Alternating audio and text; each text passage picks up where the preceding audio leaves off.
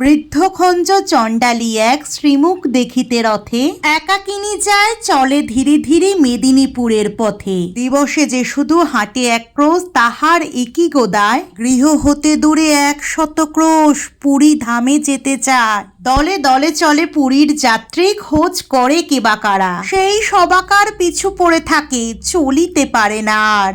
রথযাত্রার যবে শুধু আর 2 দিন বাকি আছে, বহু কষ্টে সে পৌঁছিল সাঁঝে আসি কটকের কাছে। কোথা যাবি বুড়ি, পথিক জনেক শুধালো সেখানে তারে। বৃদ্ধা বলিল চলিয়াছি বাবা, চাঁদ মুখ দেখিবারে। ঈষৎ হাসিয়া কহিল সেজন, কেমনে পারিবি বুড়ি, রাত পোহালে যে কাল রথ খেপি, দেখিবি কেমন করি। শুনি চণ্ডালী রসিয়া বলিল, বাকি যে এখনো পথ। কি বলছো তুমি, রাত পোহালেই কেমনে চলিবে রথ? হাসিয়া পথিক বলিল, তাই তো, চলো তাড়াতাড়ি চলো।